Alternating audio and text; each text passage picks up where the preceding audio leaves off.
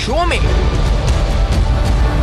बिना पूछ-गछ पंजाब महकमों के अकाउंट्स में भारी रकूम की मुंतकली।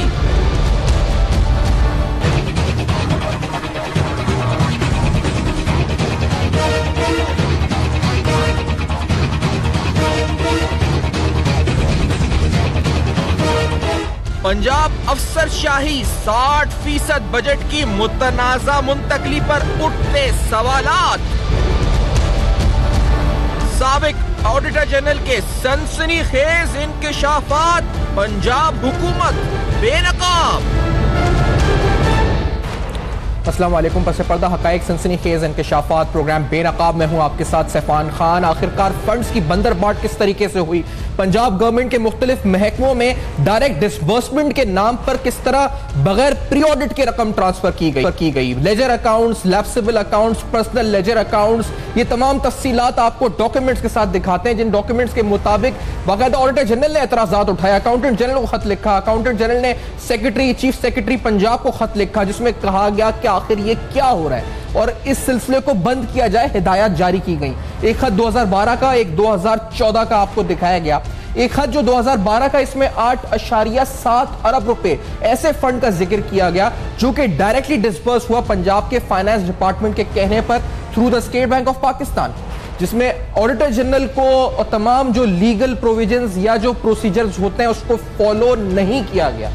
इसी तरीके से सवाल ये उठा कि आखिरकार सूबे पंजाब में कितने फंड्स इस तरीके से गैर कानूनी कवायद की खिलाफ वर्जी के तहत ट्रांसफर किए गए होंगे। और उस दौरान जब सूबे पंजाब में हम देख रहे हैं कि करप्शन केसेस खुल रहे हैं, फाइल्स खुल रही हैं, एक नहीं कई ब्यूरोक्रेट्स को नैब तलब करता है, सवाल जवाब करता है, वो डीजीपीआर हो, वो अहद चीमा हो, जो अहद चीमा तो गिरफ्तार हो चुके हैं। और ताजा तरीन हमारे पास जो अब तक अपडेट्स हैं उसमें जी के अगले हफ्ते समन किया जाएगा डीजी एंटी करप्शन पंजाब को। साफ पानी के हवाले से कुछ खतूत नैब के आपको दिखाते चले, जिसमें उनसे कहा गया था कि आप रिकॉर्ड फराम करें और आप तफसीलात फराम करें साफ पानी के हवाले से जो आपने तहकीकात करी हैं, लेकिन ऐसा नहीं किया गया। चीफ सेक्रेटरी पंजाब को नैब ने खत लिखा कि ऐसा करने और ना करने से आप नैब की तहकीकात को मुतासिर कर रहे हैं, आप हैम्पर कर रहे हैं इन्वेस्टिगेशंस को, लेकिन फिर भी ये नहीं किया गया। कहा जा रहा है कि इनको भी समन किया जाएगा। दूसरी तरफ अहद चीमा के असासाजात की तफसीलात, जिनकी मालियत अरबों रुपए बनती है, कहा जा रहा है कि अहलिया और उनके जो रिश्तेदार हैं नैब में पेश, या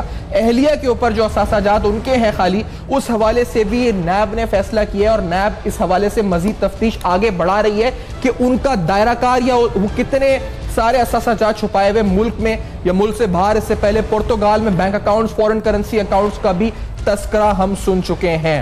ये तमाम तफ्तीश किस रुख पर बढ़ रही है और अहम तरीन सवाल कि जिस वक्त सुबह पंजाब में और लाहौर में एलडीए की फाइलें गायब करने की कहानियां हम सुन रहे हैं, कंप्यूटर सिस्टम तब्दील करने की बातें सुन रहे हैं, नैब के लिए ये टास्क कितना मुश्किल होगा, वो कौन से महकमे हैं जिनके खिलाफ नैब अब मुतहरिक हो चुका है अहद चीमा के कन्फेशंस के बाद। और एक और बयान कन्फेशन जो सामने आया था, एक और मुल्जिम, एक और इंपॉर्टेंट बंदे का, जिसने वो जमीन ट्रांसफर करी थी अहद चीमा को, पैरागॉन और आशियाना के इस गठजोड़ को एक्सपोज किया था, उसके असरात क्या होंगे। आज बेनकाब अहम तरीन इंकशाफात का सिलसिला जारी रहेगा। साबिक ऑडिटर जनरल अख्तर बुलंद राना साहब मेरे साथ प्रोग्राम में मौजूद है। कल ऑन कॉल थे लेकिन आज हमारे साथ मुल्तान से डीएसएनजी पे मौजूद हैं, तो बहुत शुक्रिया सर आपने ज्वाइन किया। राना अजीम साहब सीनियर सहाफी, सीनियर तर्ज़-ए-निगार हमारे साथ लाहौर स्टूडियो से हमारे मौजूद हैं। अख्तर बुलंद राना साहब, कल जो बात आपसे हुई वो बहुत संगीन थी, मुझे इसलिए डिटेल में आपसे हमें बात करनी थी। सर 60% बजट की कल बात हुई थी, आज ये जो आर्टिकल 170 दीगर प्रोविजंस की बात हुई है, आपके नजदीक मौजूदा जो पंजाब हुकूमत के केसेस खुल रहे हैं, इसमें जो 2012-13 में ये फंड्स जिस तरह ट्रांसफर हुए, जब ऑडिटर जनरल थे, जब आपने खत लिखे थे, उसका कितना किरदार है सर, किस तरह से ये रकम गई आगे, और नैब अगर ये प्रोग्राम देख रही है तो आप क्या सबूत फराम कर सकते हैं नैब को? अख्तर बुलंद राना साहब। जी बिस्मिल्लाहिर्रहमानिर्रहीम। सुफियान आपको और राना अजीम साहब को, बाकी शुरका को अस्सलाम वालेकुम। सच्ची बात तो यह है कि सुफियान आप बाकी चीज़ों को तो बेनकाब कर रहे हैं, आपने मुझे भी बेनकाब कर दिया है। मैं सच्ची बात इस दौरान जब ये सारे मामलात आजकल आप लोग उठा रहे हैं प्रेस में, इलेक्ट्रॉनिक मीडिया में, जहाँ जहाँ से उठ रहे हैं, तो मेरा शर शर्मिंदगी से झुक जाता है। उसकी वजह ये नहीं कि अल्लाह ना करे कि मैं इनके किसी मामलात या इस मुबैना इन धांधलियों का हिस्सा हूँ। मेरा सर इसलिए झुक जाता है कि मैंने बतौर एक सरबराह, आइनी सरबराह इस इदारे के, जिसके तहत मैंने आइन के तहत हलफ लेके आया था और अहद था कि मैं मुमलकत पाकिस्तान और उसके बाकी जो कंस्टिट्यूएंट्स जो प्रोविंसेस हैं उनके जो ख़जाना है या उसका पैसा है या टैक्स गुजारों का पैसा है उसकी हिफाजत करूँगा। मैं जब ये सारी चीज़ें पढ़ी हैं मैंने, और मैंने लोगों की क्रिटिसिज्म फेस की है और लोगों ने मुझसे पूछा है कि जनाब वाला आप इस पीरियड में ऑडिटर जनरल ऑफ पाकिस्तान थे 11 से लेके 15 तक, तो आपका रोल क्या बनता है, आप इसमें कितने इन्वॉल्व हैं। सच्ची बात है कि मेरा जो है ना वो इखलाकी जो मेरा जो लेवल था मेरी स्ट्रेंथ का वो गिर गया, और मैंने समझा कि मुझे बजाय इसके कि हर किसी को बात समझाने के, जब आप लोग ये कर रहे हैं और आपने मुझसे रब्ता किया तो मैंने समझा कि मैं आपकी वसातत से जी अपने आप पे भी जो है ना अपने आप को भी अवाम की अदालत में पेश करूं, आपके यहाँ पेश करूं, टैक्स गुजारों के सामने पेश करूं और उन तहकीकाती इदारों के सामने भी पेश करूं जो हमारा रोल भी, जिस पे मुझे शर्मिंदगी है। और मैं ये कह रहा हूं कि ये जो कुछ हुआ है ये मैं इसको फेलियर ऑफ ऑडिट कहता हूं। आपका बाद में ये सवाल बन सकेगा कि मैं क्यों फेल हुआ, और मैं इस पर यकीनी तौर पर रोशनी डालूंगा, लेकिन सच्ची बात यह है कि मैं अपने इस सारे इश्यू पे किसी पे जो है ना वो बजाय इसके कि मैं नाम लूँ इदारों का, शख्सियात का, फला का, मैं समझता था कि मैं खुद आपको इश्यूज़ बता सकूं या आपके बताने पे मैं इश्यूज समझा सकूं। मेरे ये तमाम ये जो चीज़ बात है इररिस्पेक्टिव ऑफ कि ये किस पे कोई कौन समझ ले क्या है, ना तो ये सियासी बयान होगा, ना किसी शख्सियत ना इदारे के खिलाफ बयान होगा, और ना ही मुझे कोई इससे फायदा उठाना है। मैं सिर्फ कौमी काज। साहब ये तो तमीद आपने जो सही आपने बता दिया कि पस मंजर क्या है और अब क्यों आए, क्योंकि हमने आपसे राब्ता किया, कल आप आए, आपने बताया बयान, हमें भी काफी रिएक्शन आया। आप अब जो बताने जा रहे हैं 2011 से 2015 बीइंग स्पेसिफिक, आपको क्या लगता है ये जो आपने जिस 8 अरब का जिक्र हुआ है, इस तरह कितने बिलियंस या कितने ट्रिलियंस रुपीस आपको अंदाजा है? क्या मैं सही कह रहा हूं खरबों रुपए में पैसा होगा जो पंजाब हुकूमत ने इन लेजर अकाउंट्स में बना के ट्रांसफर किया या उनको इलीगली प्री ऑडिट के बगैर ट्रांसफर किया? कितनी रकम होगी, हजम कितना होगा इन 4-5 सालों का? इस वक्त अख्तर बुलंद राणा साहब। जी थैंक यू सुफियान, मुझे 1 मिनट दीजिएगा, मेरी बात मुकम्मल कर दीजिएगा ताकि मैं जो अपना ज़मीर ये अपना जो सामने अपने आप को पेश कर रहा हूँ उसकी एक ख़ास वजह है ताकि आपकी वसातत से समझा सकूँ कि मेरा जो आर्टिकल 170 ऑफ द कॉन्स्टिट्यूशन है जी, वो मुझे एम्पावर करता है कि मैं मुल्क के और सूबों के अकाउंट्स किस तरह रखे जाएंगे उस पर डायरेक्शन दूंगा। 2001 से जो अकाउंटिंग फंक्शन है वो सेपरेट करके हमने एक ग्रेड 22 के ऑडिट अकाउंट सर्विस को ही ये फंक्शन दिए कि वो अकाउंट्स भी रखेगा और प्री ऑडिट करके पेमेंट्स और डिसबर्समेंट भी करेगा।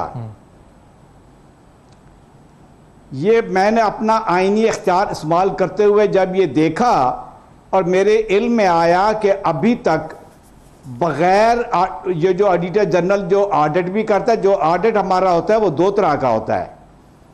ये अकाउंट्स ऑफिस हमने इसलिए बनाए हैं कि ये हर पेमेंट का 100% ऑडिट करें, और ये जो किस तरह ऑडिट करेंगे ये इनके कानून जो कंट्रोलर जनरल अकाउंट्स का कानून है जो जिसका 2001 का उसकी क्लास 5 है जी, उसमें अगर आप देखें तो उसमें लिखा हुआ है कि इसमें कई फंक्शंस हैं जिसको मैं थोड़ा सा वजाहत से बयान करूंगा कि इनकी जिम्मेवारी है कि ये डिसबर्समेंट करेंगे। डिसबर्समेंट नहीं कि ये पैसा तकसीम करेंगे देंगे किस तरह, लाजमी बात है कोई मांगेगा, कोई बिल फार करेगा, कहेगा जी कि हमने ये खर्चा किया था, हमने ये ठेका किया था, हमने ये सर्विस ली है, ये लोगों को एम्प्लॉय किया है, तो ये हमें पेमेंट करें। तो ये मेरा ऑफिस जो है ना, अकाउंटेंट जनरल का ऑफिस या कोई कोर्ट ऑफिस 100% ऑडिट करके फिर वो डिस्बर्स करेगा, उनको चेक देगा। जैसे मैंने कल थोड़ा सा एक्सप्लेन किया था कि चेक बुक जो है वो पैसे देने की, पैसा बेशक स्टेट बैंक का पाकिस्तान के पास एक फर्जी तौर पे पड़ा होता है कि फर्जी खजाना है, लेकिन स्टेट बैंक अपने तौर पे एक पैसा भी किसी को नहीं दे सकता जब तक अकाउंट होल्डर, और वो है अकाउंटेंट जनरल रेस्पेक्टिव, सही, चाहे वो फेडरेशन का है, सूबों का है जी, वो चेक बुक उसके पास है, गवर्नमेंट ऑफ पाकिस्तान की, गवर्नमेंट ऑफ पंजाब की, वो चेक देता है कि मैंने ये क्लेम एडमिट कर लिया है, पास कर लिया है, और बजट भी मौजूद है, और इतना मैं पैसा अथराइज कर रहा हूं। लेकिन ये अथराइजेशन वो 1 मिनट में नहीं करता, उस पे ड्यूटी है इस कानून के जो 2001 के तहत कि वो पहले 100% प्री ऑडिट करके, और वो प्री ऑडिट चेक्स कौन से हैं वो मिनिस्टर फाइनेंस नहीं बताएगा, फाइनेंस डिपार्टमेंट नहीं बताएगा, प्रेसिडेंट और अथॉरिटी कोई नहीं बताएगी, सिर्फ और सिर्फ इन्हीं के कानून में लिखा हुआ है कि वो प्री ऑडिट चेक्स के प्री ऑडिट में क्या क्या कैसे देखा जाएगा, वो ऑडिटर जनरल इनको मुकर्रर करता है। हुआ ये कि जब मैंने ये संभाला और मैंने जब ये देखा कि ये चीज़ें चल रही हैं कि भाई 2001 का एक्ट, ये एक्ट आ गया है, ये कानून है, ये इसको हम कहते हैं लॉ ऑफ द लैंड जी। इस सब्जेक्ट पे पहले अगर कोई रिवायात थी, कोई प्रोसीजर थे, कोई ट्रेडिशन थी, वो सब खत्म हो गई। ठीक है, अच्छा सर मुझे एक ब्रेक लेना है सर, मैं छोटे आपकी इस बात को आगे बढ़ाएंगे और राना अजीम साहब का शुरुआत करेंगे इस ब्रेक के बाद, क्योंकि बड़े अहम स्टोरीज आई हैं आज चीमा से मुतल्लिक भी इस पूरे इन 2-3 दिनों के दौरान, और आज बिलखुसूस कुछ इंपॉर्टेंट डेवलपमेंट उसकी फैमिली, उसके एसेट डिटेल्स के हवाले से आपके सामने रखेंगे, पैरागॉन के हवाले से क्या लेटेस्ट है, और अख्तर बुलंद राणा साहब के इंकशाफात क्या हैं, इस ब्रेक के बाद होंगे बेनकाब। मेरे साथ रहिए।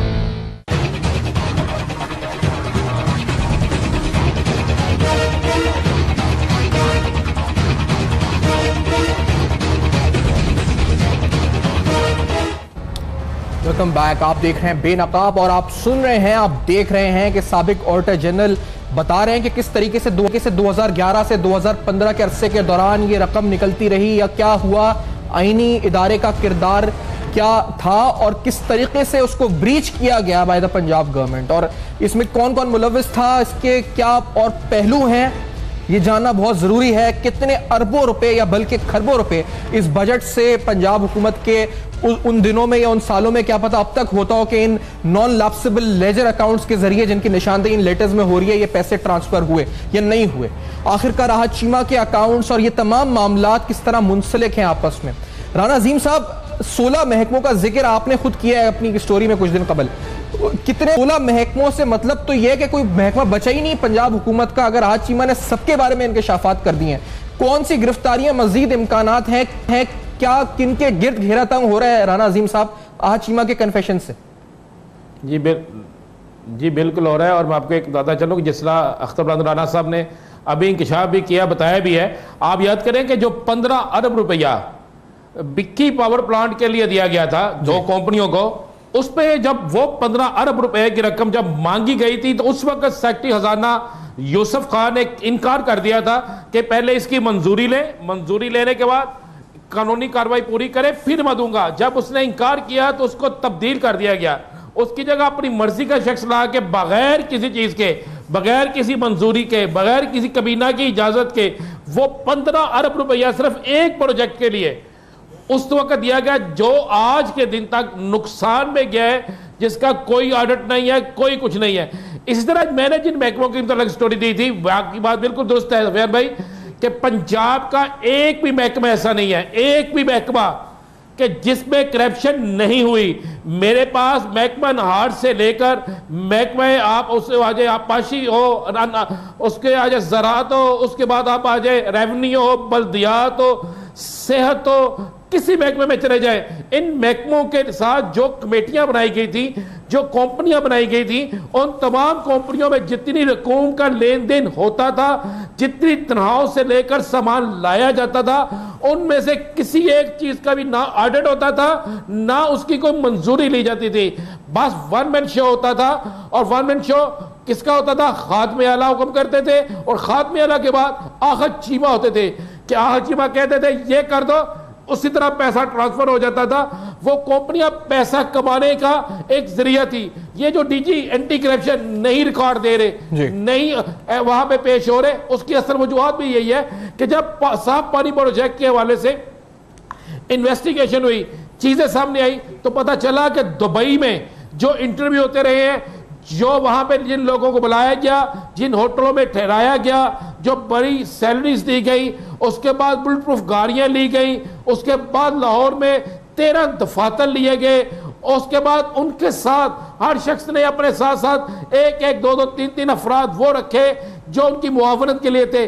बेसिक वो मुआवनत के लिए नहीं थे, वो करीबी अजीजों को ओबलाइज किया गया था। 3 लाख, 5 लाख, 6 लाख, इन तमाम चीजों का जो है किसी एक जगह ऑडिट नहीं है, जिसकी बात अख्तर राणा साहब भी तायद करेंगे। इसलिए कि जो कंपनियां बनाई गई उसको इन तमाम चीजों से मुतशिना करार देकर कहा गया। अब पंजाब के अंदर अरबों नहीं खरबों रुपए की करप्शन हुई है। मेरी एक नैब के बड़े जुम्मेदार शख्स से बात हुई तो उसने मुझे कहा कि भाई हमने अगर चीमा से 5 सवाल पूछे हैं तो 15 के उसने खुद जवाब दे दिए हैं। उसने कहा जनाब ठहरे 5 की ये करप्शन थी तो 10 की करप्शन ये है, और ये जो 10 की करप्शन है मैंने अकेले ने नहीं की, ये फला फला फला फला बंदा था, फला जो है अब्बास शख्सियत उसके बेटे के कहने पे मैं ये करता था, फला शख्सियत के कहने पे मैं ये करता था। और मैं आपको आपके प्रोग्राम में इस चीज को मैं बिल्कुल ब्रेक कर दूं कि अगले 1 माह के अंदर अंदर आपके पंजाब से 16 ब्यूरोक्रेट्स जो हैं किसी ना किसी बहाने पाकिस्तान से फरार होने की कोशिश कर रहे हैं। 2 साल की छुट्टी 8 लोगों की मंजूर हो चुकी है। ये तमाम लोग वो हैं जिन्होंने ये करप्शन की है, जिन्होंने बजट को किस तरह ट्रांसफर किया है, उसमें सेक्रेटरी नजम शाह से लेकर आगा जान ये सब शामिल है। नहीं, ये तो अभी पेश हुए पहले भी आपके प्रोग्राम में कहा था ये सेक्रेटरी नजम शाह वगैरह ये तो अभी पेश हुए ना आप जाएंगे जी। अच्छा ये सब आप कह रहे हैं छुट्टियां मंजूर करा चुके हैं 2 साल जी बिल्कुल करवा चुके हैं। सिर्फ ये एक आने वाला किसी वक्त का इंतजार कर रहे हैं, उसके बाद ये गायब हो जाएंगे। ये मैं बिल्कुल आपको मुसद्दका ये बात कह रहा हूं। 5 MPA हैं जो इन कंपनियों में बाकायदा और जिम्मेदार थे, वो भी जा रहे हैं क्योंकि ये बात क्लियर हो गई। पहले इनको कहा गया था कि जनाब फिक्र ना करें आहत चीमा रिलीज हो जाएंगे, और उनके कुछ आहत चीमा तो खुद भी बस गए। उनकी बेगम की इंक्वायरी शुरू हो गई। उनके करीबी अजीज अहमद हसन जो एक वकील है लाहौर के इलाके गार्डर टाउन में रहते हैं, उन्होंने तो आके कह दिया कि ये मेरे पास जो 12 अरब रुपया है ये मेरा नहीं है, ये आहत चीमा साहब का है। जब आहत चीमा नहीं बच रहे, जब बाप ना बच रहा हो तो बेटों को कोई नहीं बचा सकता। यह सिलसिला हो चुका है शुरू। और तो और आज एक और चीज बता दें, आज LDA से 3 अफराद को गिरफ्तार किया गया है। उनकी गिरफ्तारी चंद दिन में शो हो जाएगी। हुआ क्या कि आहत चीमा ने कहा कि जनाब मेरी LDA में ये काम थे। LDA हकाम से जब पूछा गया कि जनाब आहत चीमा की प्रॉपर्टी या इसने जितनी कॉलोनियां मंजूर की थी उसके मुताल्लिक बताएं, तो उन लोगों ने शाह से ज्यादा शाह की वफादारी की और ये कह दिया कि जनाब इसका तो रिकॉर्ड नहीं है, जबकि नैब के पास तो तमाम चीजें वक्त से पहले मौजूद थी। उन्होंने तमाम चीजें हासिल करने के बाद आहत चीमा को गिरफ्तार किया था। इसी बिना पर कि यह किस तरह छुपाई जा रही है, उन 3 अफसरान को गिरफ्तार कर लिया गया है और उन्होंने इंकशाफ किया है कि आहत चीमा की और कहां गई। उन्होंने यह भी इंकशाफ कर दिया है कि पैरागॉन हाउसिंग सोसाइटी जो है इसके अंदर जो कमर्शियल रकबा है, कमर्शियल रकबा, वो कमर्शियल रकबा जो है उसमें से कितना रकबा आहत चीमा का है। उन्होंने यह भी बता दिया है कि आशियाना जो पैरागॉन के अंदर थी, आशियाना में से एक बहुत बड़े हिस्से पर ग्रीन कॉटेज के नाम से पैरागॉन ने एक ब्लॉक बनाया था। वो सारा ब्लॉक जो था वो डेवलप किया था LDA ने आहत चीमा के कहने पे, और जगह किसकी थी? आशियाना की सरकारी। वो जगह वापस ले ली गई है, मगर उसकी जो पेमेंट थी, जो लोगों से पैसे वसूल किए गए थे, उस पर भी एक नया केस बन के काम शुरू हो ठीक है, गया राना साहब, है मैं और इस एक पे- शख्स जिसका नाम भी नदीम है। अच्छा, मैं राणा साहब इस पे मजीद आता हूं, क्योंकि लेकिन आपने एक बड़ी अहम बात कर दी और अख्तर बुलंद राणा साहब उस बात को कर ही रहे थे। और सवाल मेरा राणा साहब अख्तर बुलंद राणा साहब से मैं आपसे पूछने लगा था, आप ऑडिटर जनरल थे, आप अपनी आईनी जिम्मेदारियां, अपनी पावर्स बता रहे थे अख्तर बुलंद राणा साहब। अभी राना अजीम साहब ने अहम बात करी कि एक शख्स सारा फंड अप्रूव करता था, वो शख्स सारा पैसा ट्रांसफर करने के अहकाम जारी कर देता था। आपने एक खत लिख दिया अकाउंटेंट जनरल को, या अकाउंटेंट जनरल ने आगाह कर दिया आगे चीफ सेक्रेटरी को। तो अख्तर बुलंद राणा साहब, आपके नजदीक ये बात सही है राना अजीम साहब की कि एक ही शख्स सब कुछ कर रहा था, आपके दफ्तर की जरूरत ही नहीं थी उन्हें, ना अकाउंटेंट जनरल की जरूरत थी, वो सब कुछ आपस में करे जा रहे थे, सारा बंदरबाट चल रहा था? अख्तर बुलंद राणा साहब जी थैंक यू। मैं ये जो राना अजीम साहब की, चूँकि वो इन्वेस्टिगेटिव एक जर्नलिस्ट हैं, उनकी जो इन्वेस्टिगेशंस हैं, मैं इस बारे में कोई कमेंट नहीं कर पाऊंगा, बिकॉज कि मेरे पास ये फैक्ट्स नहीं हैं जी। मैं तो सिर्फ अपनी कोताही और अपने सिस्टम की नाकामी के बारे में आपको अपना व्यू दे रहा हूं। आपके बारे में पूछ रहा हूं कि आप ये तो सारे फंड्स जब निकल रहे थे जी, तो आपने क्या किया? बजा मैं जो कुछ अभी जो अपनी राय दे रहा हूं, ये मेरा मकसद किसी तहकीकाती इदारे को इन्फ्लुएंस करना नहीं है। वो अपनी इंडिपेंडेंट तहकीकात कर रहे हैं, लेकिन जब ये तहकीकात आपके ज़रिए, प्रेस के ज़रिए हमारे तक पहुंची हैं, तो मैंने अपने आप पे इसको एनालाइज किया और मैं इस नतीजे पर पहुंचा हूं कि मैं रिक्वेस्ट करूं इन जो इन्वेस्टिगेटिंग एजेंसीज हैं कि इसमें मेरा बतौर ऑडिटर जनरल का भी रोल इन्वेस्टिगेट करें, कंट्रोलर जनरल अकाउंट्स जिसकी ये कानूनी जिम्मेवारी थी। देखिए, दो तरह की चीज़ होती है, एक होती है मिस यूज़ ऑफ पावर कि मेरे पास अख्तियार है और मैं उसका गलत इस्तेमाल करूं, एक है कि मेरा ये फ़र्ज़ है और मैंने नहीं किया। मैं समझता हूं कि ये मिनिस्ट्री ऑफ फाइनेंस और स्टेट बैंक और एस्टेब्लिशमेंट डिवीज़न का और ऑडिटर जनरल ऑफिस का और सीजे का और एजी का ये रोल इनको इन्वेस्टिगेट करना चाहिए कि आखिर क्या वजूहत थी जिनकी वजह से इन्होंने। देखिए, आप कह रहे हैं कि वो, मैं कहता हूं नहीं, पहले मैं खुद जिम्मेवार हूं। अच्छा, मेरा अकाउंटेंट जनरल जिम्मेवार है। राणा साहब, क्या 15 अरब रुपया बिक्की प्लांट का जो 15 अरब रुपया था, क्या वो आपके ऑडिट में आया? जी, मैं अर्ज कर रहा हूं राणा साहब, मेरे ऑडिट में तो तब आता है, मैं वही समझाने की कोशिश कर रहा हूं कि ये 15 अरब रुपया गया कैसे। ये मेरे अकाउंटेंट जनरल या सीजीए ने मेरी हिदायत के बरअक्स इनको मना कर दिया था कि आप किसी को एक पैसा भी डायरेक्ट उनके अकाउंट में नहीं देंगे। अच्छा, मैंने जुलाई सर आपने बड़ी ऑफर कर दी है और आपने कहा है कि आप खुद तफ्तीश के लिए अवेलेबल हैं, इदारों को आपसे तफ्तीश की जाए, एक बड़ी बात आपकी तरफ से हुई है। अच्छा, मैं एक ब्रेक ले लूं और इस बात आपकी इस बात से कंटिन्यू करते हुए, क्योंकि आपने जिस तरह कहा कि फंड्स या बिक्की पावर प्लांट हो या कुछ हो, तो उस तरीकेकार कोई फॉलो नहीं किया गया, ऑडिट प्रोसीजर कोई फॉलो नहीं किया गया बाय द पंजाब गवर्नमेंट। इस ब्रेक के बाद अहम इंकशाफात जारी रहेंगे, मेरे साथ रहिए।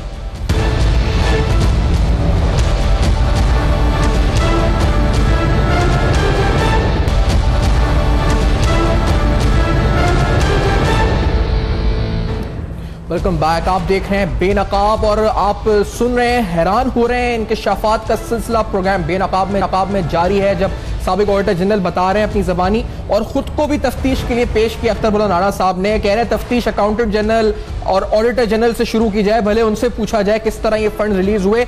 सवाल बहुत अहम है, ये अरबों रुपए जायदादें, एसेट डिटेल्स आज चीमा साहब की हमने हासिल की और अब तो उनकी अहलिया, उनके खानदान के भी असासाजात की तफ्तीश की जा रही है नैब की तरफ से, और इसमें फॉरेन करेंसी अकाउंट्स भी शामिल है। ये रकम किस तरह से लीगल प्रोसीजर्स को फॉलो नहीं करके कुछ एक या दो शख्सियात ही मंजूर करती थी, उनके पास आती थी, पैसा जाता किस तरह से था, ये बड़ा अहम सवाल है।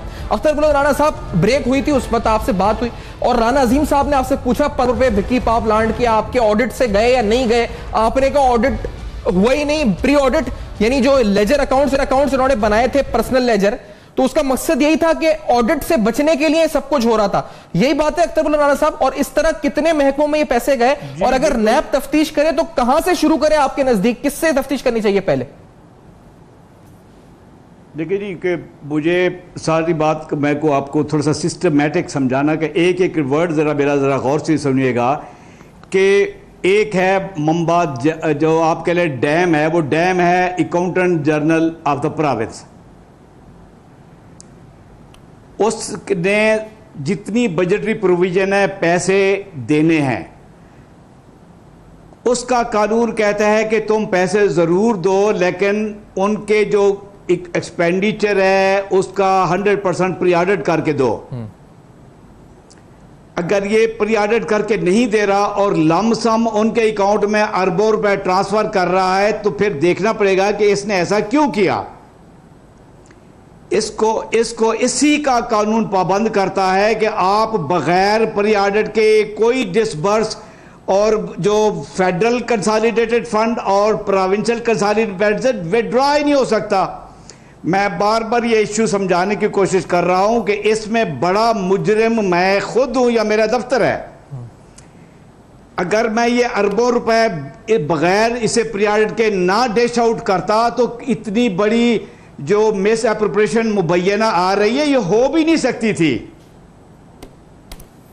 अब आपका एक सवाल होना चाहिए जो मैं अपने आप पे सवाल खुद कर रहा हूं, मुझे पहले मैंने या मेरे अकाउंटेंट जनरल ने आपसे तफ्तीश शुरू की जाए। मतलब मैं चाहता हूं कि अगर नैप प्रोग्राम देख रही है, आप समझते हैं, आप तो खुद अपने आप को पेश कर रहे हैं सर, आप कह रहे हैं ना सारा जिम्मा आप पे तो नहीं, जिसने फंड रिलीज करवाया उससे भी तो पूछगछ हो ना, कौन करवा रहा था ये सब कुछ बैठकर। आज जिम्मा था शहबाज शरीफ साहब थे, कौन था? कर रहा हूं ना जी जी जी नहीं ये छोटे मोरे, मैं सिस्टम की बात करूंगा। मैं आई वोंट गिव, मैं किसी का नाम नहीं लूंगा, मुझे नहीं पता जी। मैं एक आईनी इदारा हूं और हेड था।